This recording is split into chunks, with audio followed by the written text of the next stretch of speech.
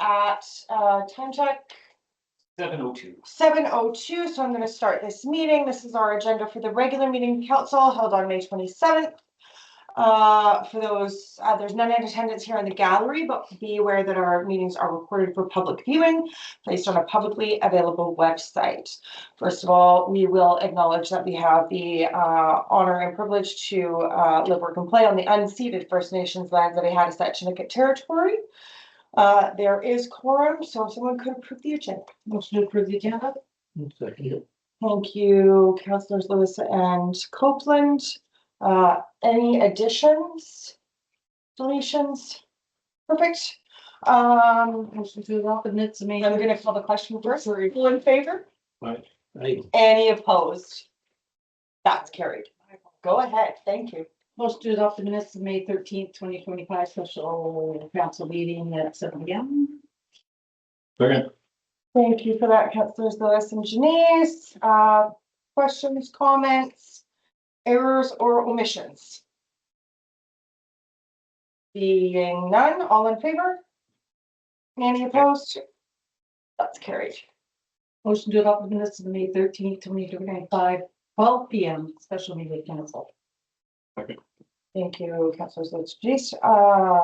Any questions, comments, errors, omissions?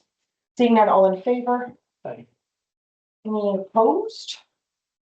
That's carried. Motion to adopt the minutes of May 20th, 2025 special meeting council. Second. Thank you, Councillors Lewis and Jack. Errors, omissions, any questions? None, all in favor? Aye. Any opposed? That's carried. So business horizon for the minutes. We have a report in front of us about the silent bid on the Ford dump truck. The recommendation is that we move through with a 550 or 5,500 price tag, as it didn't sell for the 7,500. Questions or comments to staff?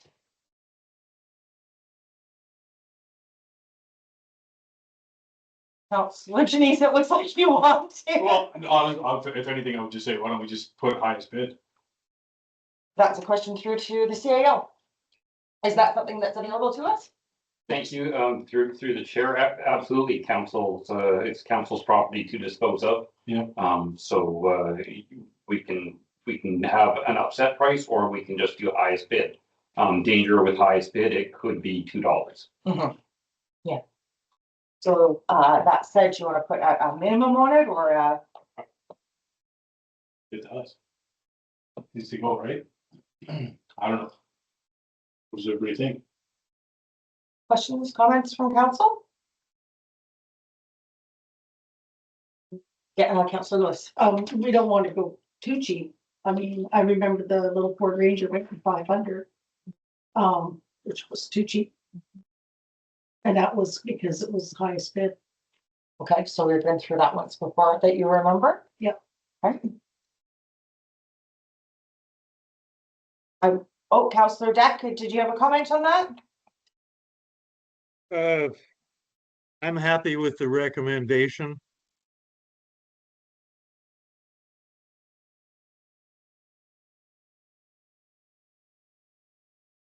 I don't want it to just sit there either, right? So, I mean, you know, there's a couple that are okay with the recommendation. There's some that say lower. Does somebody want to pick another price? Whoever wants to put the recommendation forward can really put whatever they want in that price point. If it is highest bid, it won't be upset price. It would be an upset price lower.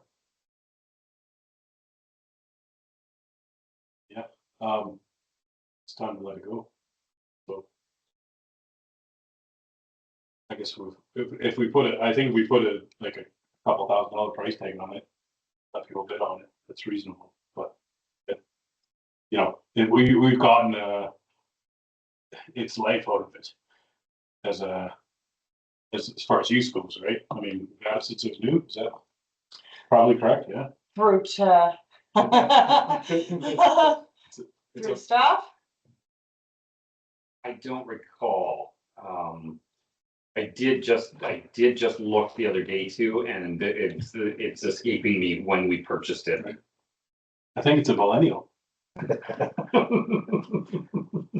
Councillor Deck, I see your hand up. Yes, thank you, Mayor. I was led to believe that the truck was worth $7,500 by more than one expert. So I don't want to give it away. If we don't get 5,500 for it, we just keep it until someone comes up with a better offer.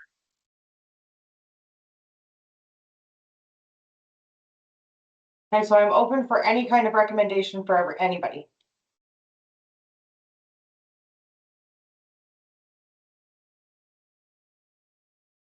Okay.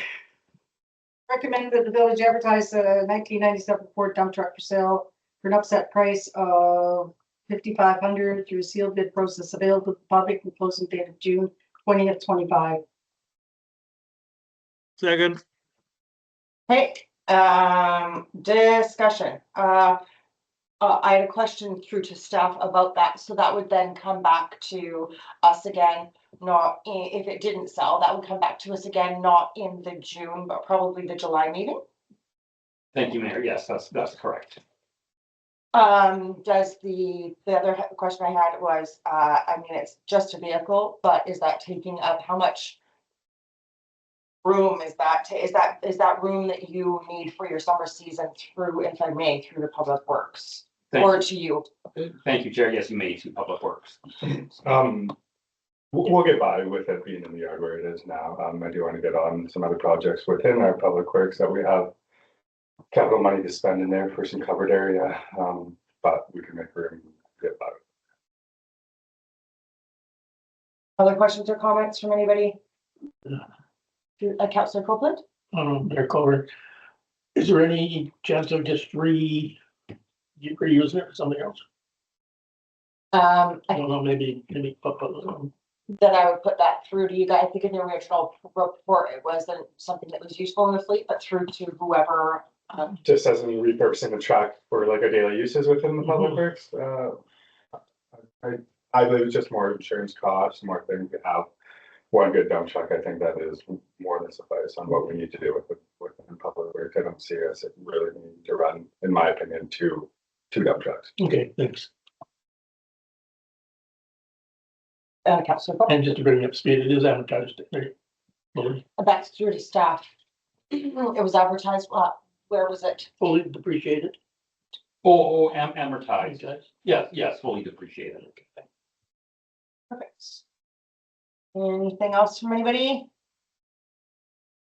Hearing none, I'm going to call the question. All in favor? Hi. Any opposed? That is carried. Thank you for the good conversation. New delegations and petitions this evening. Correspondence. So we've got UBCM ministerial meetings and appointments. So this in front of you is a copy, I'm assuming, of the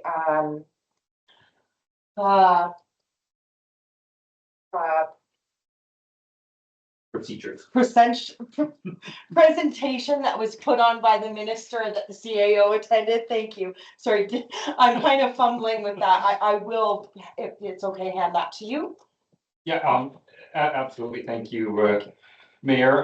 So a couple of items that staff is looking for with this being on the agenda is verification of councillors and staff that will be going to the UBCM meeting. We do have 3 hotel rooms, which we book immediately as soon as the block is open. So we have 3 hotel rooms booked. And what we've seen since 2022 when I started has been the mayor and 1 staff member going. However, in order to divide and conquer for ministers' meetings and some of the functions at UBCM, definitely more councillors. It's advantageous to us. So that would be the first item that we're looking for. The second item that we would be looking for is any ministerial meetings that council wishes to attend, either with the Premier of BC ministers or ministerial staff.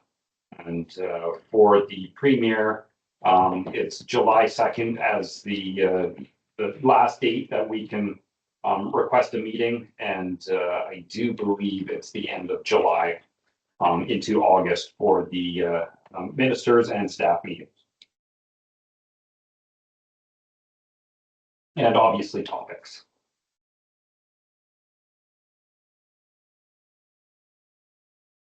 Sorry, just to clarify, that was the premier and municipal affairs are the first two that the kick of the can goes to? Thank you. Yes, that's correct.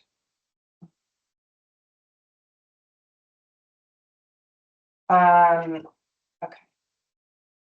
So we'll start off on the first one then. We're just going to verify who of staff and council are going to go. I had a long, myself alone historically for last few. It is really tough when there's functions and when there's meetings and you're leaving one thing and going to another. There's often also congruent word I'm looking for. Where there's multiple sessions at the same time.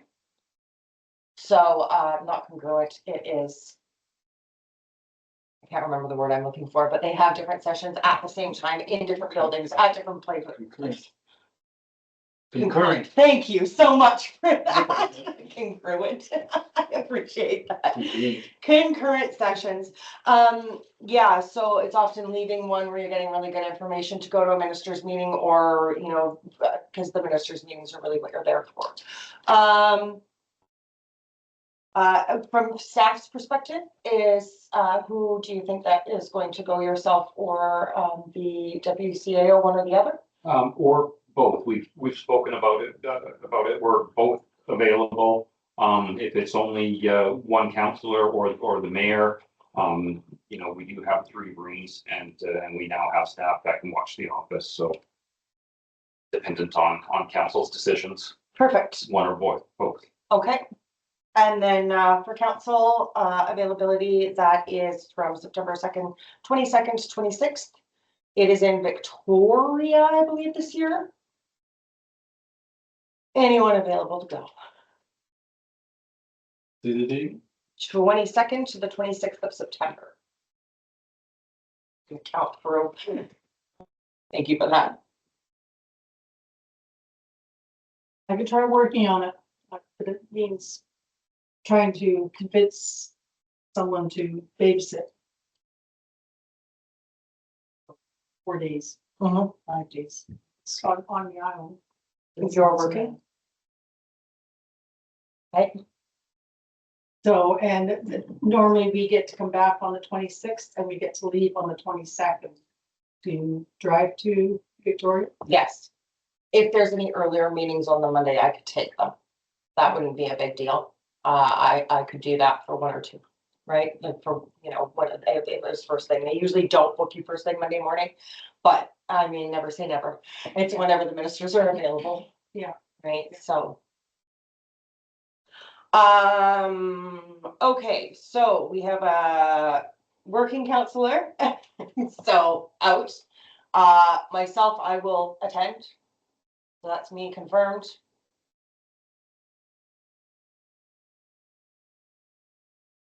I just end up taking the week off work. And then we're gonna try to get. Yeah, I will do what I can to Okay. try and, because it's not good that you're always having to go by yourself. That's just. Anybody else throwing their hat in?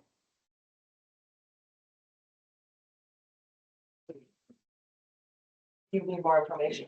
Take it to that meeting or bring it in. Mhm. Okay.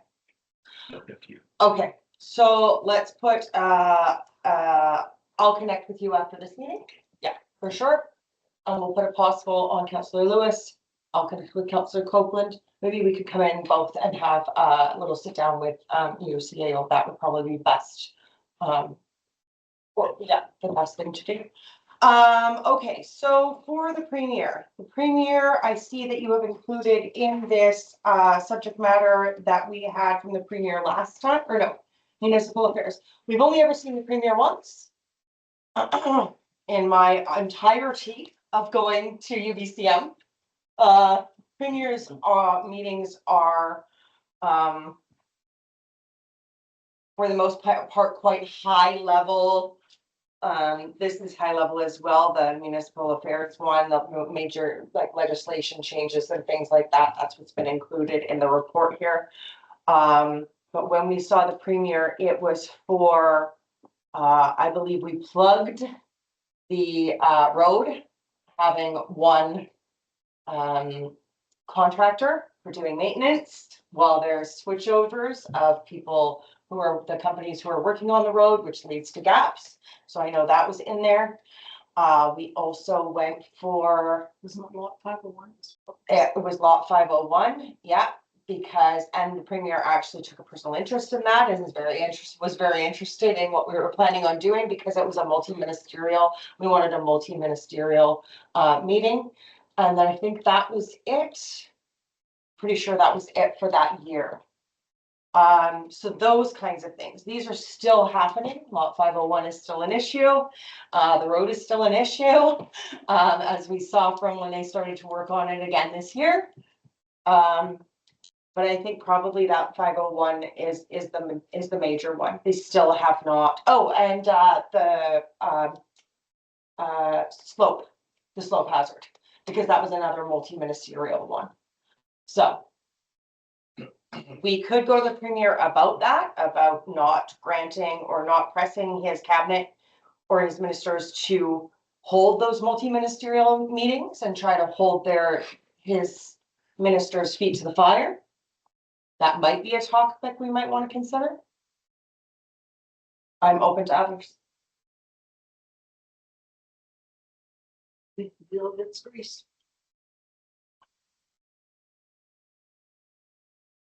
Does that sound like that's something that you guys would want me to advocate, us to advocate for?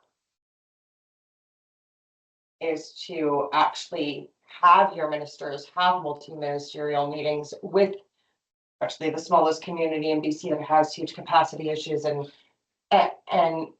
making that work for us, as there's been no action on that since. I can't believe that it still exists. The 501 thing, I think is very important. And as far as the slope indication or the dead trees, I can't believe that's still existing. Okay, so So, that, right, it is almost yeah, insulting, yeah. almost it. It's nice to know how insignificant we are. Could you maybe put a pin in that for us and do some investigations about what we have done and maybe another tack to take, another angle to take on that? This is for the slope stability. Slope stability and 501 which both require multi-ministerial meetings. This is with the premier. Yeah, the premier is the ask for him to engage with his ministries and ask them to. And then the road will do, yeah, as well, because that's always if that's okay. Having one contractor, one. I'm reluctant to put that in the premier's pocket because they will refer us to forestry. They'll move us to, so we'll ask for it. If they move us to forestry, they move us to forestry. As it says in the presentation, they do redirects. Yeah, redirects, where they direct you where they think your topics should go. But I think that multi-ministerial one is probably, that's a premier question for sure. George, do you have a question? Thank Comment? you. Yeah, comment, another one that behind the scenes affects us greatly, which we did go to municipal affairs last year, and I think more so the premier is the legislative changes without due process in consultation with some of the smaller local governments. You know, they're professing to have consulted, but it's typically with like Kelowna or Victoria or Metro Vancouver.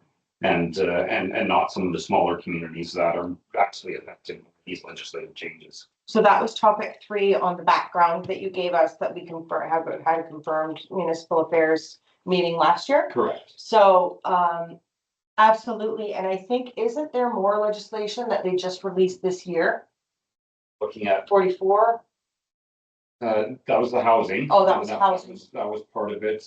Bill 15, not really changes to us. That's taking some of the power away. Yeah, Um, but there are changes that and they haven't consulted. So yeah, absolutely. I think that, yeah. And I really like that provincial support, right? Let's decentralize Victoria and put some regional people around here. So, out of those, maybe, let's find maybe there's some commonalities that we can kind of, put in one subject line and kind of address a couple of things with, because it's only 15 minutes and it's like speed dating. It's a lot of pressure.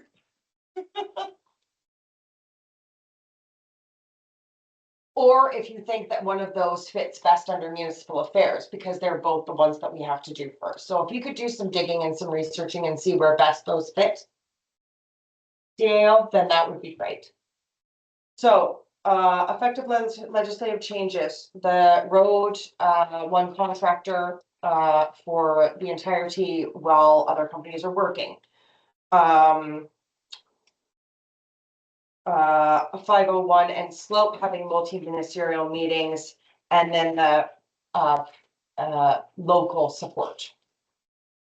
So maybe that fits actually with the legislative changes, because even if we had some local support on those, that would be helpful. We'll leave it to you to do your magic. Does that sound good with everybody here? Would you want that in a resolution? Or should we do a resolution after, when you've got it kind of researched? Yeah, maybe table pending staff update. All right, okay, so we'll table that UBCM conversation pending staff update and accept. Oh, yeah, no, we've got the topics. We've got staff and council, and we've got the premier and Ministry of Municipal Affairs, so our repair stuff. Okay. Termination, no, I'm just kidding. All right, you have enough from us? Just a motion to table, and then Somebody can make a motion to table pending staff update on UBCM meetings. I'll move that. Move that we table schedule for UBCM meetings till staff updated. Second. Yep. Is that a standalone motion? yes. Okay, just making sure. We also have in that package a email from BC Hydro. Is that something that we want to approach? Yeah, there's a motion on it. Oh, sorry. Thank you. I'll call the question. To tabling, all in favor? Aye. Any opposed? That's carried. Sorry, I got ahead of myself there. There's also an ask from BC Hydro if we want to have a meeting with them. We have gone. I went last year with SRD to have a discussion with BC Hydro about hydro sustainability on the West Coast. Is actually, I think, what the topic was kind of under, coming on the heels of the 2022 7-day power outage. So that's an option we can have as well. But we have to do that one is by June 20th. So that's before our next regular meeting. So if you'd like to, the CAO or I, or any suggestions from this table could get together and fill out that request form. Councillor Lewis, I see your pen slowly going up. This winter was actually a pretty good one. Touch wood. So do we need to get on their case again? It's the will of this table. Yeah, but I'm just. I think, There. yeah, I understand you putting it out there. I don't know that one good year behooves. I don't know. Councillor Copeland? Thanks, Mayor Colburn. Is there some way that they can? There's a line that goes to taxes and then there's a different line comes to us. Ours goes across the mountain to Tassus. Oh, okay. Yeah, so Tassus Gold River, and I believe that comes from Campbell. Where does Kruger go? Goes into the grid. It's a completely different, it doesn't go near us. It's not for us. It's not power for us. Can it be relocated to include us as a backup? They have a contract already, in place for their power production. Okay. Private line. There has been talk at the SRD about satelliting it for satelliting power for the island. There's been talks where, we had some conversations at this table actually about, kind of getting in on what the North Island is doing, and their kind of power production. I mean, those things could come back. We could have a conversation possibly at the CAO and look at what we have access to, what we have gone to from before, and then do that via an email. Or if you want to just leave it, we can leave it.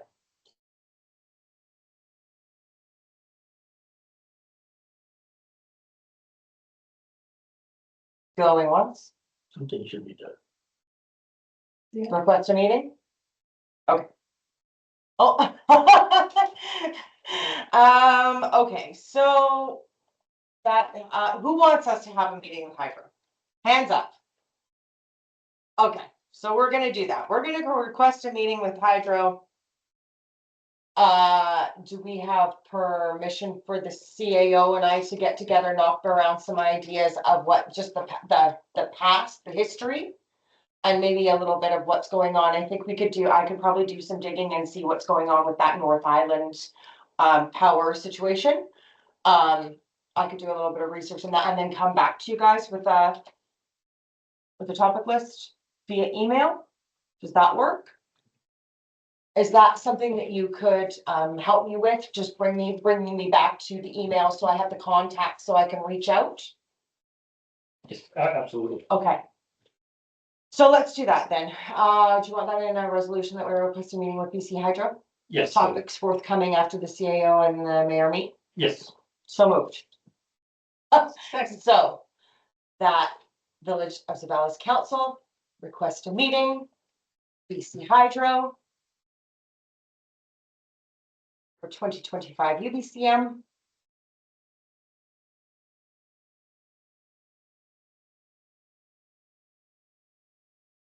With topics that will come out of email confirmation from council. That is standalone after researching. That gives us, it's pretty specific.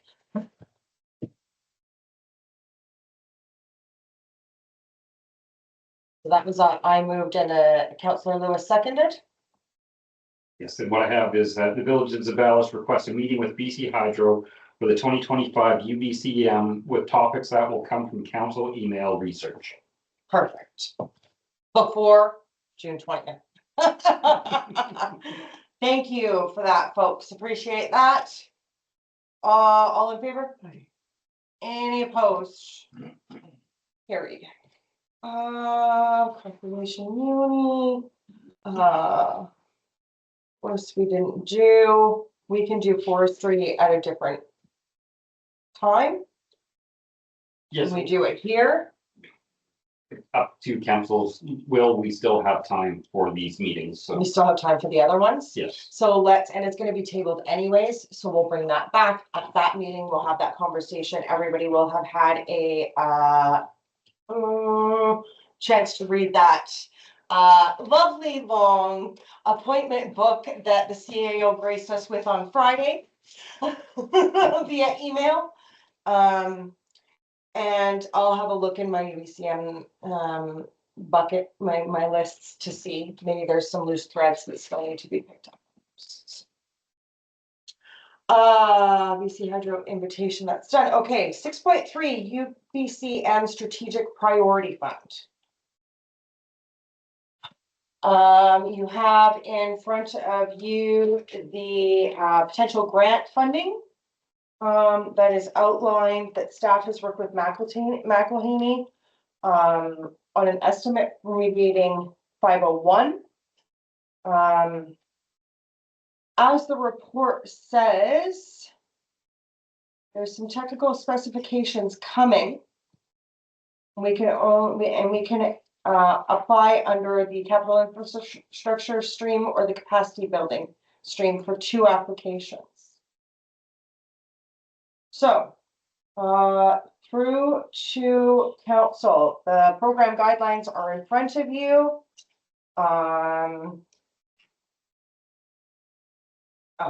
Is this a project that we want to move forward with? The 501. I'll speak on this. Please. So we have 2 potentially big projects in Zeballos that we need to accomplish. One is the sewer project and treatment plant, and 2 are the 501. So do we want to apply for either or both of those? Like, I don't know what's happening, but it seems like this treatment project is not going anywhere. So do we need to maybe put something in place in case it doesn't happen, so that we have what we need? And then we could eventually maybe ask a Habitat to be part of it if it doesn't work for them. That's my big question in this, because we don't want to miss that kind of money if we need these things done. So I know that's a big touchy topic around here, but I don't mind interjecting with what I said. So something to think about. Is that a question then through to staff about? Kind of, yeah. Like, Thank you. So without breaching any confidentiality, we don't have any indication at this point that the project's not going to go through. All discussions that I've had with engineers is that the project's still scheduled to move forward this year. okay. Good enough. So and then to continue, I think that the foreshore 501 are going to continue to be the center point of our community.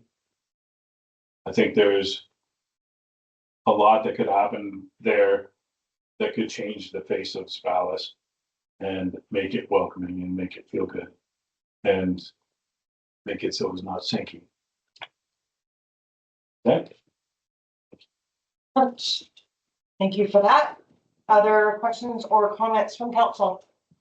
Councillor Copeland. Yeah, in addition to that, I see there's money available for recreation and trails as well.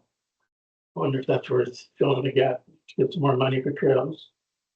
It's important for tourism to offer the trails and to finish the trails that we started, build some new trails, apply some recreation money. I think in this one, the strategic priorities, correct me if I'm wrong, CEO, this one is mostly for very large projects. Yes, correct. So on page 2, which is page 28 of your package, eligible capital infrastructure stream categories. So public transit, local roads, bridges, community energy systems, drinking water, wastewater,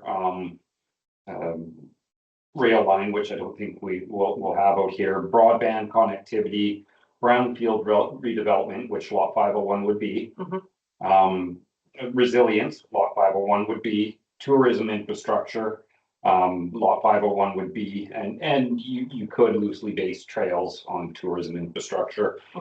But when I was speaking to Laird, he was saying that the province's focus is going to be on more long-term infrastructure means, so projects like water or sewer. And I do think there are quite a lot of other smaller pots. I don't think that we need $7 million for our trails around here, but I think that there are other smaller pots that we can be looking into. The CAO is fairly good at, when those come across his desk, bringing them to us or kind of having a little conversation. He also shares it with us in correspondence. So I don't think we need, I think this money is best used for a big project, of which we have 501 sewer on this side. The bridge money was from that, yeah, that was a 2 point something million project that they covered 100% cost of. Right. Can it finish the fiber? Because it's listed in there, so. That's not ours to do. That's another company that's doing that. That's He's not doing anything. Connected Coast project. Yeah, Right. City West. They're responsible for that. They have gotten money from the federal pot. They've got $45 million for that project. So that's, as they can complete it, they're completing it. That's another large project that they've done, which is a whole circumnavigating of the island, right? So, yeah, yeah. And I do have some money in the budget for our trails as well for this year. That's not large pots of money either, but we can always highlight to CAO to be looking for some, trail dollars for us. Okay, there's nothing on trails in. Yeah, absolutely. Yeah. I think if we were a larger municipality and we needed a big trails project, then that might be a different story. But this is like, if we can, and actually with 501, there may be an opportunity to continue the trail from the foreshore out and around, depending on what that looks like if they're riprapping, right? So it could be, or some type of marina infrastructure or something. Do you know what I mean? So this is a big grant for a big project. With the Tassus Trail coming into so. No, that's another one that's a non-starter, doesn't exist anymore. Can we make it exist? Not in its current form, no. We can have a conversation about it after the meeting. Gotcha. Okay. Okay, so I better be writing these down actually, so I don't lose them.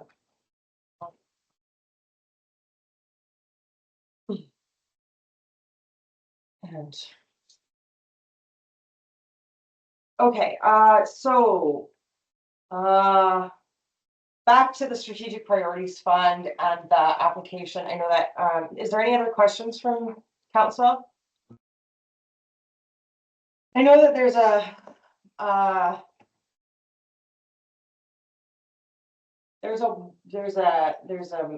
appetite for 501. I do know that there is another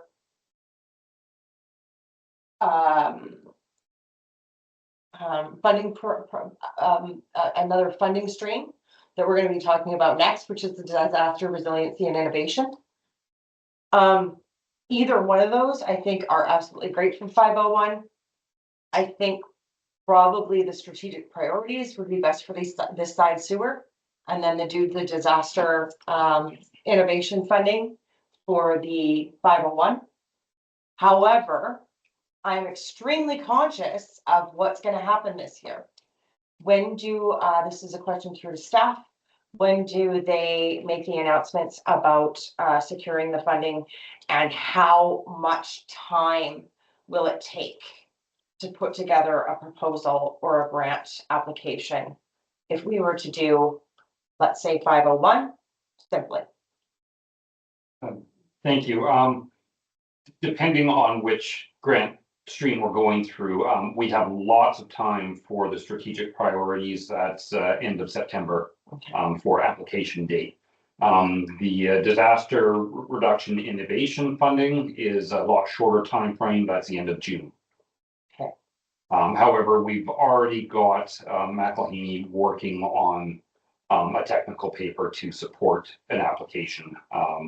If we needed to push that faster to apply for the disaster risk innovation funding, that's something we could definitely ask if they could meet that deadline. Yeah, really up to council. And the reason that both of these reports came in as information is just to get council thinking about them. Staff in the background are doing some of this research. with the sewer project that's happening, I'm super reluctant to get you guys doing too much more.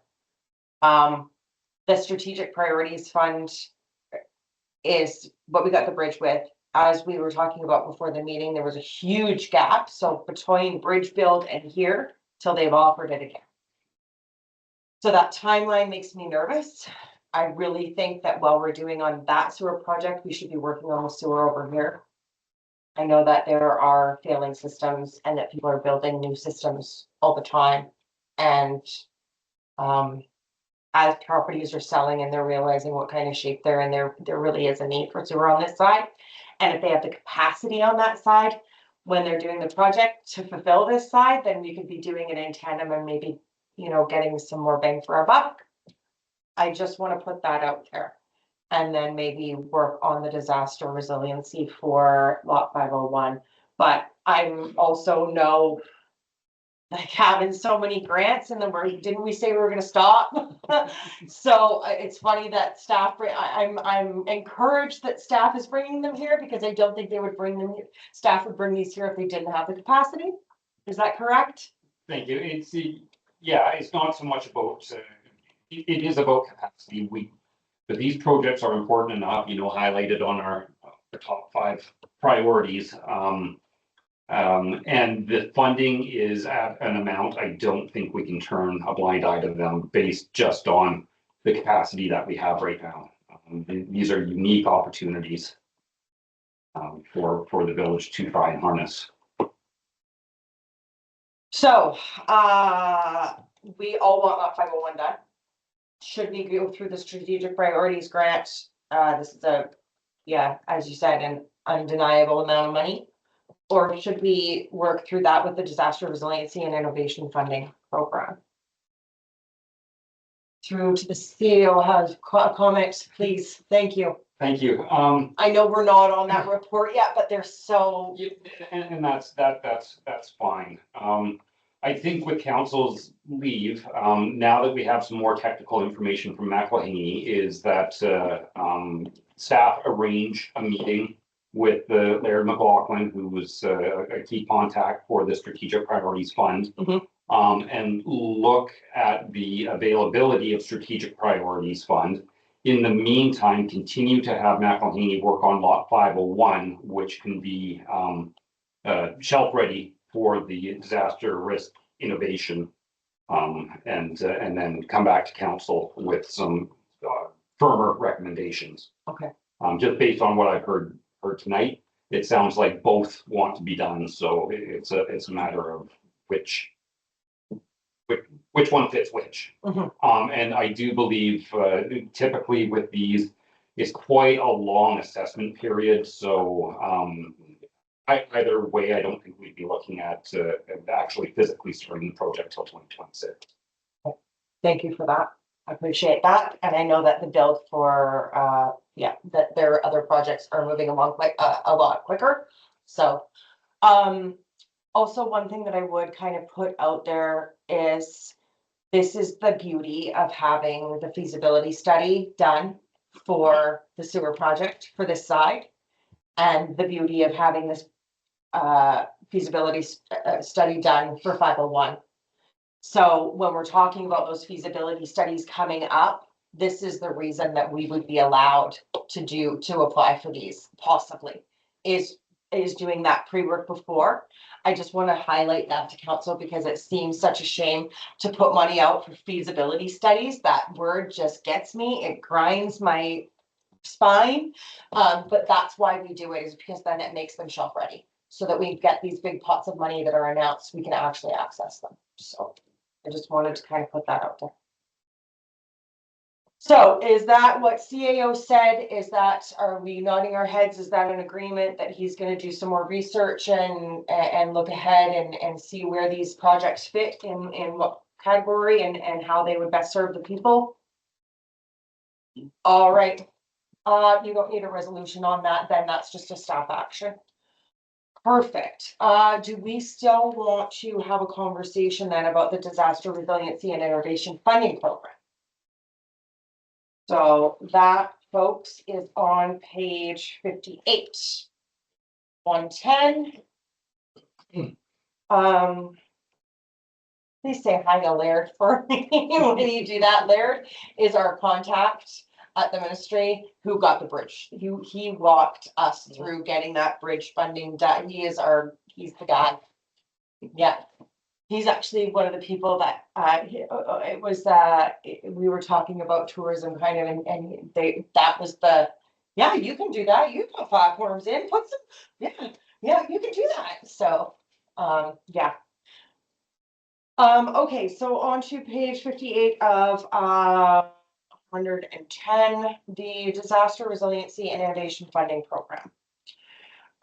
This one we've got based on preliminary review of the program guide. We've got HVAC for community hall, 501 or dike remediation.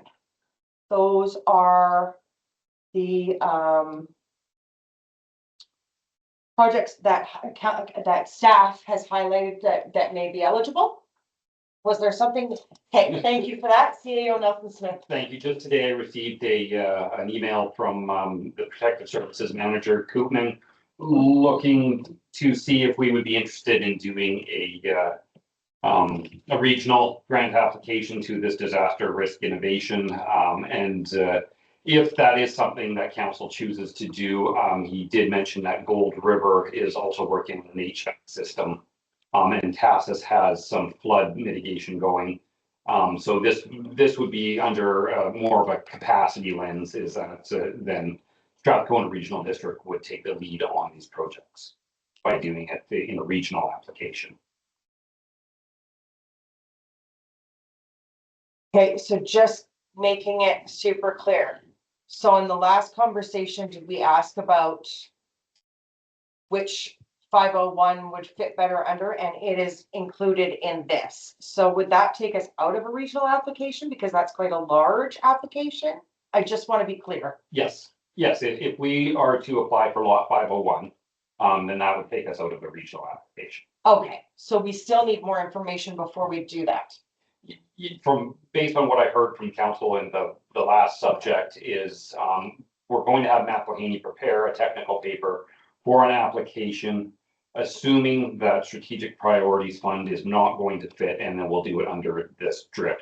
That was my takeaway from that last conversation. Okay, so then that essentially puts out the HVAC conversation, the dike remediation conversation, and the regional. Correct. I just wanted to make sure council had all of the information. Perfect. Thank you for that. Thanks for adding. Okay. So are we still comfortable with that? Is doing the technical paper and trying to make it fit under this disaster resiliency? If not, we'll do the strategic priorities. We're still in the information gathering stage. Perfect. So you had that correct. Also, I absolutely 100% think that HVAC for the community hall is a really good idea, especially considering if we want to do cooling and heating. So warming centers and cooling centers, depending on temperature in our emergency plan. But maybe there's something that can come at a later date for that. I know Koopman's really good at looking for those opportunities. So it's something we're definitely interested in, but now might not be the time. That's what I'm seeing people nodding. So I'm thinking that everybody is on the same page. Yes. Okay. All right. So then that brings us all the way through to 701, unless there was anything further on that disaster resiliency and innovation funding. Thank you for the information, CAO. It's a good report. Okay. Monthly fire department monthly operations report. Questions or comments from council? We are now on page 87 of 110.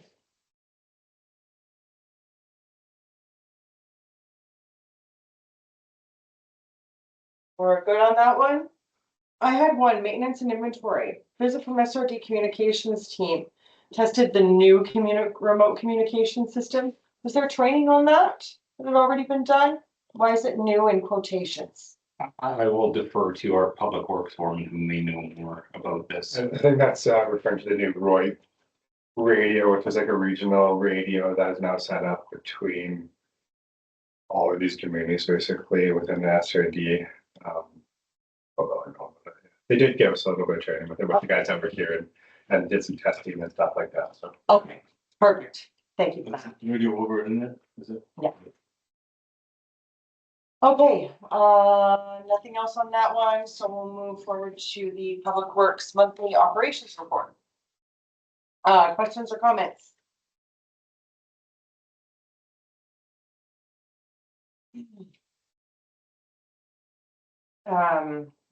What are well monitoring devices? they In the are, ball fields or at our water reservoir? we are working with strategic. We have devices now down in our water wells, our drinking water wells, that are collecting data for highs, lows, and pump cycles and temperatures. And yeah, we're gonna record and collect data over time and see what our aquifers are. Perfect. And then was there, the second topic was it showed an overhead occurring on well one, blah, blah, blah. You guys don't, I think I just got alerts through SCADA. It was just one that was missed. Okay. In parks, I have questions, sorry. Additional time spent in the community hall to address graffiti removal after rental, that's charged back to the renters. Perfect, just making sure. I know these are all operational, but I just. Life, that's it. Oh, and many thanks to Cindy Rogers for and the CAO and staff for organizing and getting that new fridge in there. Good work, everyone. That's all I had. Oh, it's just Councillor Lewis. With the new collecting of the data, that should give us information like how low things are gonna go, like during the summer, so we have an idea. So just, Yes, exactly. Like with recording the heights and stuff like that. It's gonna take time to compile that data to really see what it's doing over time. But yeah, yeah, exactly. Yeah. For those If reasons, we see we're the drop, just yeah. drones for exactly. is our water out of the ocean affecting it with tide and stuff like that. Cool, awesome. Awesome. Thank you for that. Anybody else? Okay, so then we will move on to 7.3, the Chief Administrative Officer Monthly Operations Report. Questions or comments from council?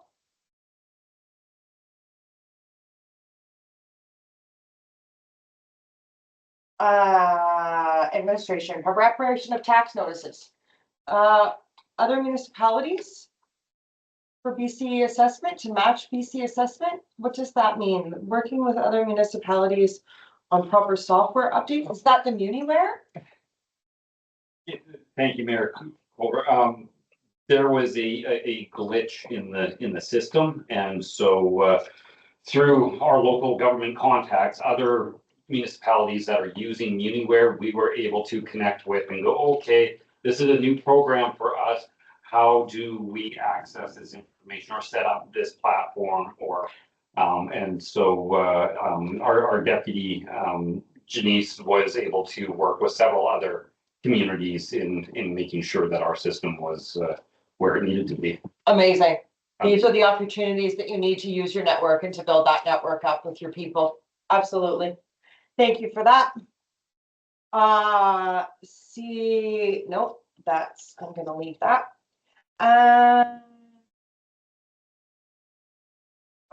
You've already answered that question. Oh, met with Douglas Sauer. Do we have a map for our tourism brochure forthcoming? That is going to be one that we have control of. I know we've had issues in the past where that was a map that we were just kind of working off of and making work. But is there a tourism map at any point gonna come forward that we would personally have responsibility for and make changes to? If council wills it, there's nothing on our burners right now. Okay, perfect. Thank you for that. So I'll leave that for later. Letter out to New Chatlet. Has there about engine 22? Has there been an answer back? No, there hasn't. I did a follow-up email yesterday. Okay, I'll call Sarah. I've got her cell number. Yeah, I got her. Perfect.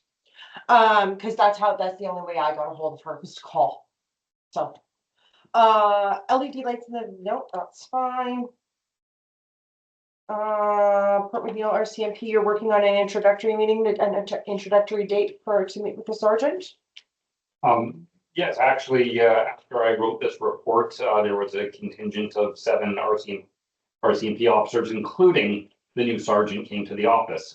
We've got some great pictures of us all together. It was impromptu, but yeah, we had a great meeting. And then subsequently, like I've done with every sergeant at the detachment, is I set up monthly meetings to go over any new impactful information so that they're aware of it. And not always necessarily bad. Sometimes, you know, there's going to be dysfunction in community, just so that you're aware. Like the Northern Region Games a couple of years ago. They don't know if anyone let you know. Northern Region Games is coming. It'd be great to see you guys. Perfect. So that kind of information. Thanks for that. If you would like me to invite them to a council meeting, happy to do that as well. Just as an introductory hello kind of thing, and I don't think it needs to be right away, but I know that they do sometimes they do their quarterlies and things like that, and I know he's just getting his feet under him, but it would be nice to, and that was actually the reason I asked that, because I saw their meeting in Cayucit, and it was on Facebook, and I asked one of the counselors in Cayuga, how did you get all of them there? How did you get people there? Who was manning Port McNeil Station? How does that happen? How did you get all this attention? So, using my network. I'm glad they stopped in. Yeah. Okay, and that was it. We are on to development procedures bylaw. That is bylaw 8.1.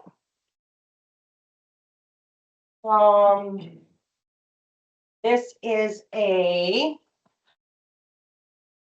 part of our zoning through Bill 44, as I mentioned earlier.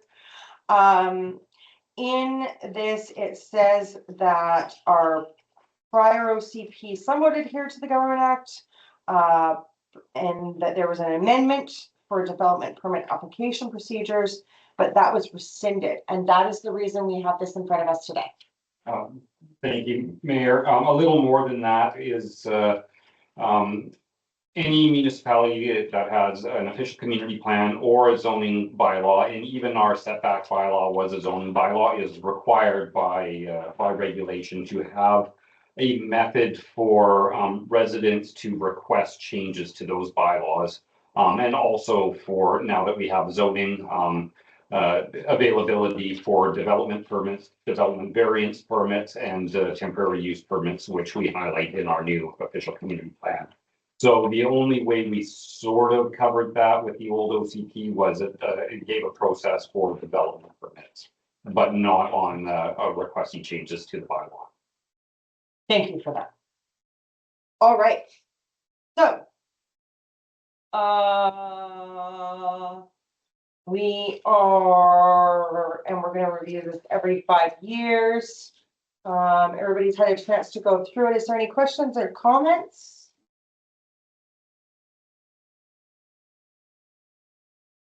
I've got a ton. This is the first time we're seeing this. And it didn't come through a committee, so that's why I have so many. Sorry. Is this only for our development permit area, for the Rockside area, or is this for the entirety of the village? Entirety of the village. Okay. In application requirements, it says that an incomplete application will not be accepted. Will that be returned to the applicant with information on how to complete? Yeah, yes. I knew that. Why is there an independent review clause in here? If they're already spending the money to get something to get somebody to come in and give them a report. Thank you, Mayor. Just simply because I'm not a planner by by education or by experience. So often getting independent review outside the community from an expert that may understand more complicated applications. For our, Yes. Even if there's a land surveyor, like the report, so from my understanding of it is the report comes from certified people who are who do this for a living. And then we have to get we would get an independent one. It just seems like a lot of costs on the developer. Thank you. This bylaw is more than just development permits. It's temporary use permits. So that could be any property owner wanting to do something outside of what our zoning permits, something that we haven't even considered. And so at that point, you might not need a geotechnical review. You may just need an independent review of somebody that understands what that new use is of the land and what the effects of it could be on the community. So is that a place then that we would go to, like say the SRD or something like that, as they have, or you know, some of our engineers or something that and then we would charge that back to the applicant? That's correct. Okay. Councillor Deck, I see your hand up. You can bust in here because I'm just gonna keep going. Thank you, Mayor. Now, this may not have a lot to do with this particular bylaw, but through the mayor to the CAO, I just wonder if you refresh my memory on the progress of the letter to the Attorney General regarding bylaw enforcement. Thank you through to Councillor Deck, through the mayor. It's still underway. That whole process is still underway. Thank you. And thank you for keeping that in the forefront of our minds as well. Appreciate that. Councillor Copeland. I'm not going through the CAO. Can that bylaw not be changed to be more specific? For example, if on one hand they're getting some professional opinion and you say, well, you don't really need it if, can you split that up so that you don't need to see it twice? You see the professional opinion, like Mayor Clover was asking about. It's kind of a blanket thing. You don't need it if, but why not just split it and be more specific? If a professional is given the report, then why do it again? Right, thank you. So a lot of the wording in here, and trust me, I went to the individual that wrote this, is giving us tools in case we need them. We're not necessarily going to use them for every application we receive. However, if we do need to use them, then they are here. So if somebody is doing a development permit, they've got a geotechnical review, they've done everything that we've required in here, then as the approving officer, which I've been designated as, I'm not going to ask for an independent review. It's a judgment. However, if they said, not getting a geotechnical, more probably for a temporary use permit. This is the use I want of the property. It's not meeting, village mixed use. Then we may go, okay, well, we're going to get you to pay for an independent review to see what the effects are going to be on traffic flow, on water use, and so that's not going to be necessarily somebody that they're strictly going to use. So there would be a follow-up look at it at our level, like once they get the report from wherever it is they need to go to the report. Do we need to have a second look at it? Not in every case, is what we're saying. Then why don't we break the bylaw down to be a little more specific, so it's not just a judgment call? I think there should be more direct action on that. Oh, yeah. One sec. Oh, sorry, I got him next. Yeah.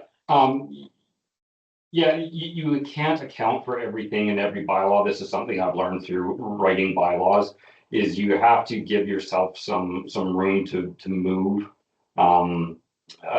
Which is why, you know, I've been designated as the approving officer. There's legislation that guides approving officers. So you may want to, if this doesn't go to third reading, you may want to come and sit with me and give me some specific sort of scenarios that you're thinking of. Just simply, we could make this into a 1,000-page bylaw, but it needs to be effective for the people of Zeballos. Effective, I think clarity is as important as effectiveness. Well, and absolutely, I would need to understand the clarity that you're seeking. Well, the thing you were looking at there in the second look. Oh, the independent review. Yeah, the independent review, you were asking if they need to have an independent review after it comes back from a specialist. Yeah. And that's what I'm trying to get at. Why do we have that? And if it's a blanket policy, then I think it should be broken down into when you do need that second level, as opposed to just the first level. Why are we second guessing the professionals? Yeah, and that was the question I had really, but, Yeah. so, maybe that's, so, That's clear, thank you. yeah, so, it is possible to do first and second this evening, and he can take some kind of guidance from us and, or you can answer the question now, or however you want to do that. And then we could do third at a different time. That is an option that's available to us. Okay, just putting that out there. Councillor Janice. Yeah, I think the answer is pretty clear. I think it's so that we have an opening to be able to protect ourselves if we need it. That's it. So that we can use our interpretation of if we need to protect ourselves by following through with another professional. Does that make sense? Thank you. Actually, now that question had with some clarity from Councillor Copeland, that was going to be my answer. Was it's any engineer or external firm is going to be working on behalf of the client. And so for our liability, it is good for us, much like two lawyers. You know, you can take the opinion of one lawyer, but then our lawyer might go, well, you know, no, there's this case in point. So it's, And so we've done our due diligence, and then we can point at that and say we did in this. So Yeah, not to flog a dead point here, but I think clarity is just as important. I mean, you have to understand where the people are coming from. They're paid money to have a specialist look at it and make a recommendation, and then we have to look at it again and approve it at the CAO level. But to me, it doesn't make any sense that the CAO is double approving a specialist. If we've sent them to get an engineering report, for example, why would we override that? The CAO, because sometimes you have to as a community, if there's going to, sorry, I said through to the CAO and then it's ready to answer. Through to the CAO. thank you. I understand where you're coming from. There are so many variables in that I don't think we could write a bylaw to cover every reason why we may get an independent review. I just simply don't think it's possible for us to create that clarity. Just because the intent of this bylaw is providing an avenue to request variances to the way council has already set up the governance of the municipality.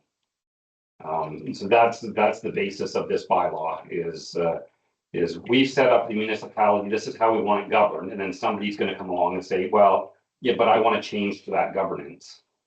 What you've already said is going to go. And so that's what this bylaw is for, I think, to determine if somebody got a geotechnical report for us to say, well, we're going to get an independent review because your report is too vague. Your report doesn't cover the downslope stability issues. Your report doesn't cover to make that clarity would be such an extensive extension to this bylaw. I'm gonna come in here for a second. So this is all new to us. Because we didn't have a current OCP, we didn't have a zoning bylaw, we didn't have a development. The only development permit area was the slope. And that's why my first question was, does this just have to do with the slope? Because these are, we have to have these. We have to have these.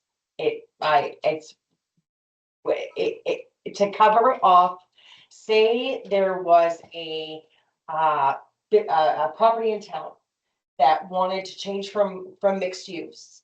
And put some kind of an industry, a small, even just a cottage, kind of business in there, which is allowed for in, in that mixed use, is it not? Yes. And then they wanted to, from that, redirect the river, right? One of the rivers that comes down the mountain. And take from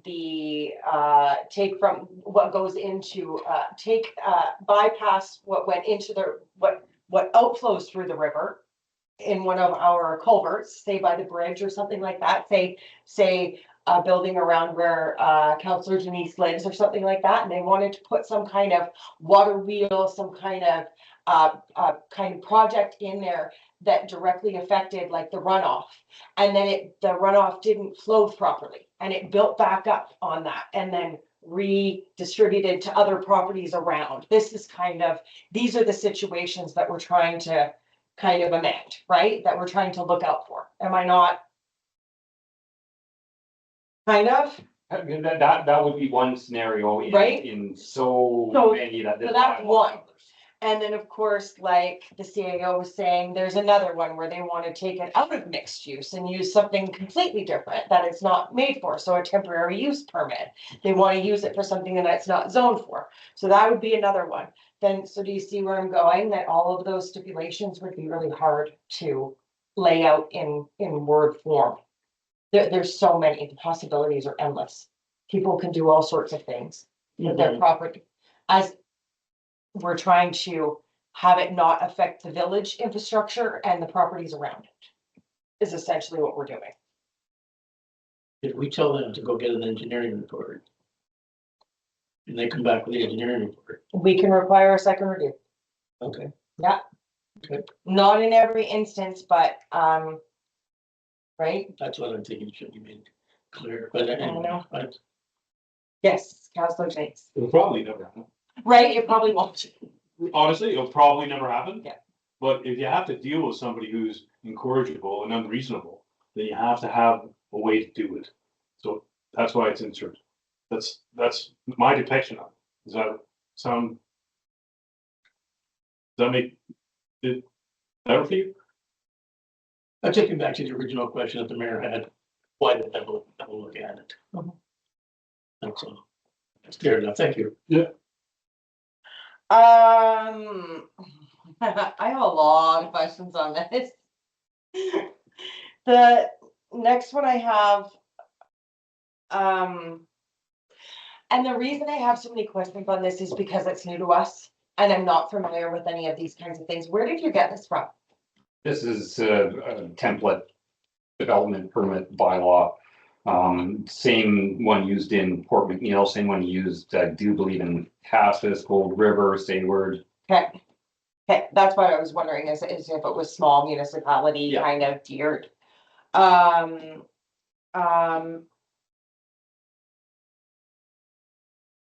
This is why I have such an issue with starting the zoning and all of that, is because of all these extra rules, and it just makes it so it's so hard on anybody to do anything here.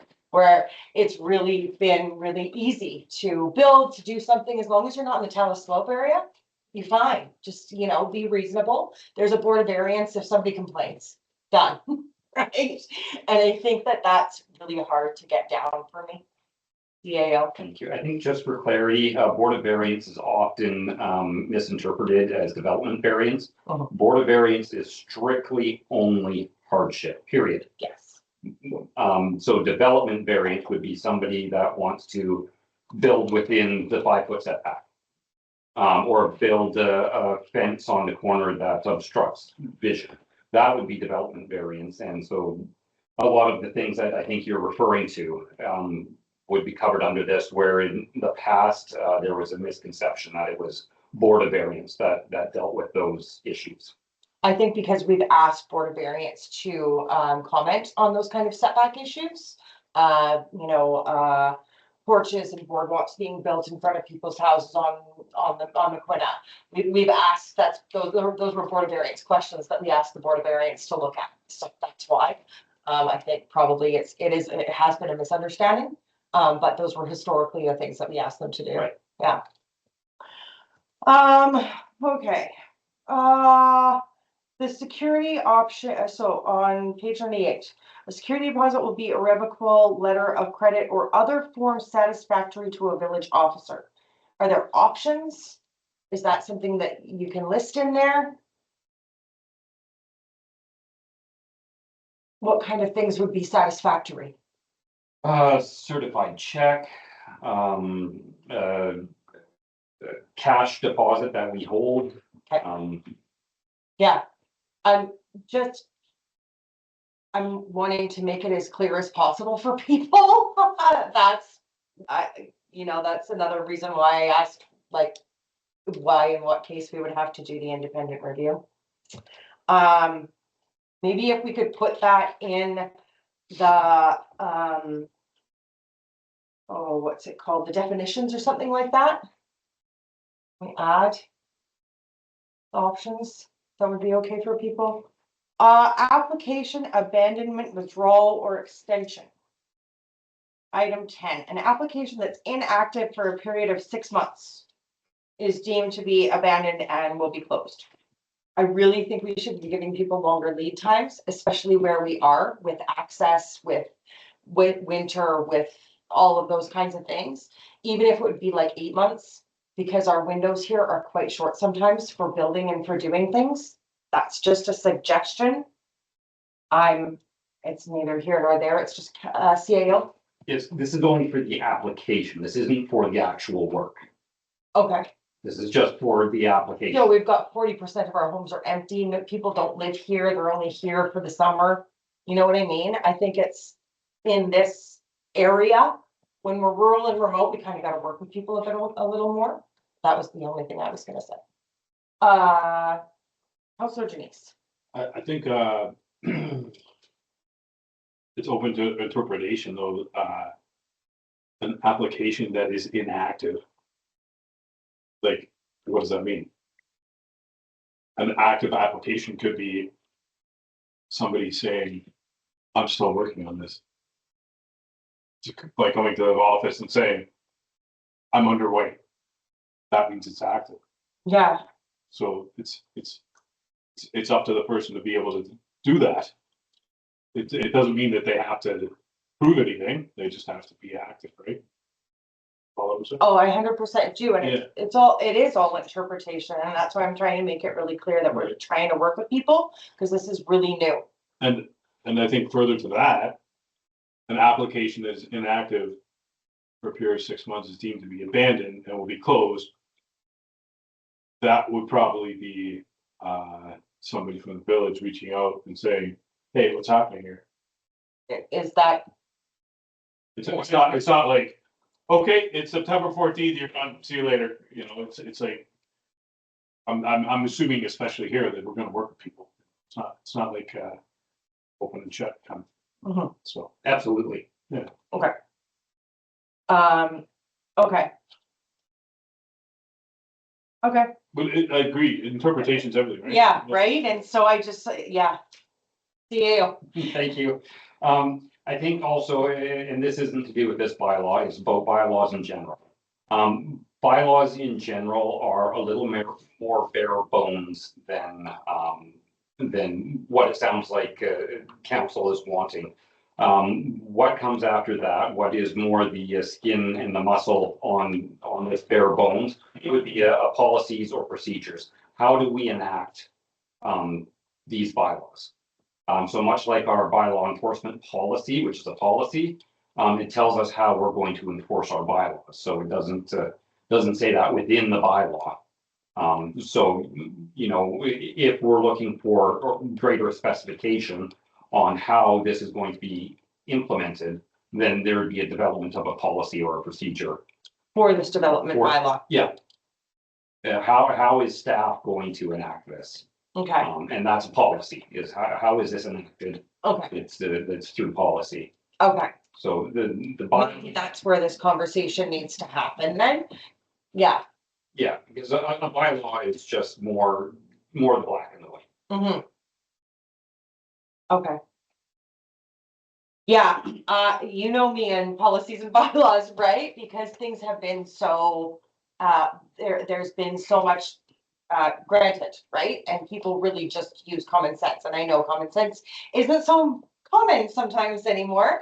And that we need to do that, but I think that maybe that is where this conversation needs to happen then, is in that policy part.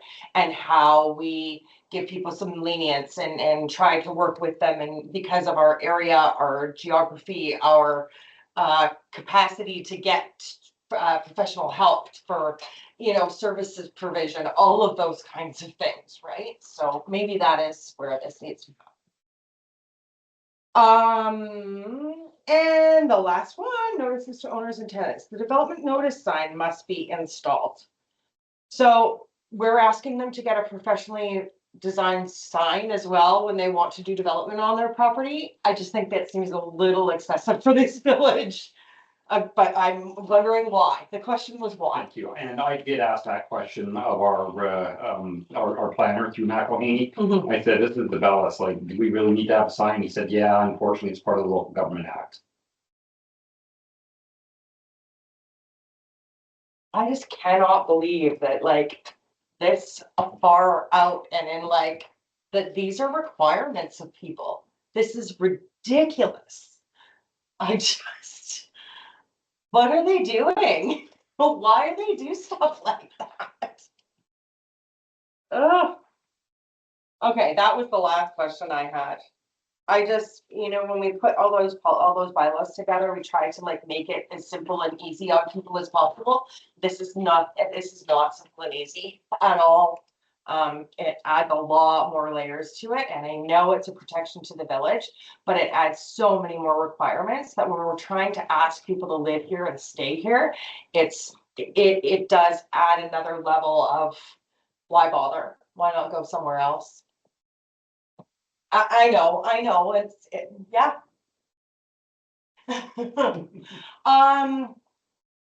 So like we said earlier, I would be really happy if we did first and second, and then if I could come in and have a conversation with you about it. That would be, and maybe that's a policy. I'd like to have a question with, if we could, because after we do third reading, there's no further changes. Oh, correct? Correct. Yes, after we do third reading, there's no further changes. Could I have the levity of council to maybe just do first and second tonight? And then I can come in and talk to the CAO about maybe, and maybe that is the policy part is where it needs to, all, you know what I mean? But I know there was a couple suggestions of some changes, so could we do first and second tonight? You could just do first. Well, first and second is fine, because you can make changes after two, right? It doesn't change the timeline or anything. Okay.